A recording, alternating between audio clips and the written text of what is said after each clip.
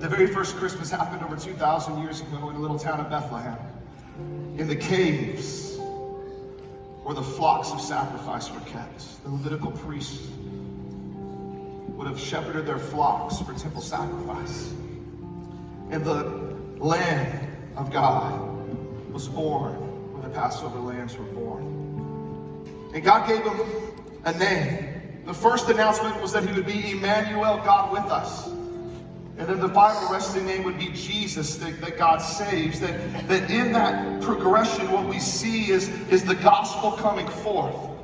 You see, God changed the script on everything. You see, most religions have a perspective that we've got to grovel our way, that we've got to beg our way, that we've got to crawl our way to heaven. And yet God said, it's not about you getting to me, it's about me coming to you. You see, the gospel is that we didn't have to get to him, that he came to us, Emmanuel, God with us. But he didn't come like we thought he would come. He didn't flex all of his might and all of his glory and all of his power. In fact, it was prophesied in the Old Testament through the story of Elijah when he was running from Jezebel and he hid in a cave. And he was at his wit's end like many of us have been, and he didn't know what to do with his back up against the wall. And he said, God, would you please show up? I don't want to do this anymore. And all of a sudden, outside of the cave was a violent wind and storm, and the trees moved, and the heavens shook, and Elijah stepped out of the cave. God, is that you? But the Bible says that God wasn't in the storm. Then all of a sudden, a firestorm began to consume all around, and Elijah covered his face, stepped out of the cave. God, is that you? And God was not in the fire. And the Bible says an earthquake happened, thundering the ground, and Elijah stepped out and said, God, is that you? And it wasn't in the earthquake. And all of a sudden, the Bible says that a whisper came forth and spoke to Elijah. And it was the voice of God. Why a whisper? You see, the CIA, the FBI, they'll tell you that if someone is truly whispering, I'm not talking about your husband at the movie theater where he leans over and he's like, honey, did you get my milk duds? And you're like, shh, would you whisper? He's like, I am. I'm talking about a true whisper. See, when a whisper happens, there's no air that flows over the vocal cords, so they can't distinguish who the person is. Do you know how to tell if someone is whispering to you? You have to be in proximity. You have to be face to face. So God stepped down to Elijah in that cave, and he spoke to him face to face. Thousands of years later, God stepped down into a cave in Bethlehem, and he has spoken to us face to face. It's the whisper of Christmas. You see, Jesus could have came riding a white horse, robe dripped in blood, hair like wool, eyes like fire, with all of heaven's armies at his back to declare his kingdom. But instead, he came as a baby in a manger where the animals were born, to show us that God isn't just going to fight for us, but that he wants a relationship with us. That he's restoring the relationship that was broken in the garden. And yet when we couldn't fix ourselves, he was willing to come down.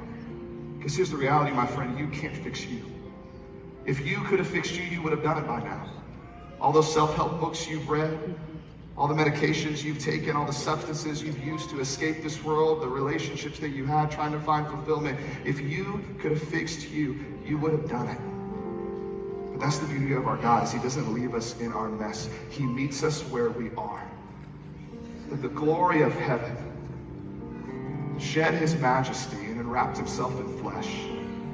Not so that he could be a God that is far, so that he could be close, but also so he could relate to you. So he could know what it's like to lay his head on a pillow at night and weep over the loss of a friend. So he could know what it's like to have a holiday season without a loved one. To have people turn their back on him. To experience the death that is ever before us should Jesus return. But he did it all so that we could have life. Because the birth was not his final moment. The cross was not his final statement. But it was the gift of his resurrection that showed us that from birth to the grave, that there is something more. And it's only found in Jesus. It's only found in Jesus. And so God gave us this gift of Jesus Christ. And on this Christmas season, I simply have to ask, what are you going to do with that gift? What are you going to do with that gift? We put gifts under our tree, and yet we have a gift that was on a tree. What are you going to do with that gift? I petition you with this. If someone gives you a gift, why don't you open it? Why don't you open it and enjoy all of what they're trying to give to you? Why don't you open peace this Christmas? Why don't you open joy this Christmas? Why don't you open a sound mind this Christmas? Why don't you open righteousness this Christmas? Why don't you open a complete life? That's the message of Christmas. Joy to the world, peace on earth, goodwill towards men. Why don't we fix our relationships this Christmas? Because the only person that mends relationships is Jesus. And when we love like him, serve like him, and walk like him, the model that he gave us, your marriage is going to change. Your kids are going to change. Your friends, all those things are going to change because you know how to live. Because you opened that gift. So I'm going to ask everyone to bow their head and close their eyes. 3 types of people in the room today. We've got people that believe in Jesus. You've opened that gift and you enjoy it every day of the year. It doesn't collect dust on the shelf. Or maybe a while ago you may have opened that gift, but you put Jesus on the shelf, you put him in the closet, you haven't enjoyed all that he has for you, and you need to return back to him. Or maybe you've never opened that Christmas gift. I want to pray with you today. If you've shelved Jesus, or if you've never opened the gift of Christ, that we would open that gift together. The Bible says if you believe in your heart and confess with your mouth that you shall be saved. In other words, if you say, I'm going to put my belief, my faith, my life in his hands so that he can put together, so that the Creator can fix the creation. And that's you. If that's what you want to say today, I'm not going to call you down. I just want to know who I'm praying with. With every head bowed, every eye closed, would you just slip up your hand? Just slip your hand. Thank you. Thank you. Thank you. Thank you. Thank you. You can put them down, and we're going to say a prayer together. First, I want everyone to pray this. Say this: Dear Heavenly Father. Dear Heavenly Father. I know that you desire me.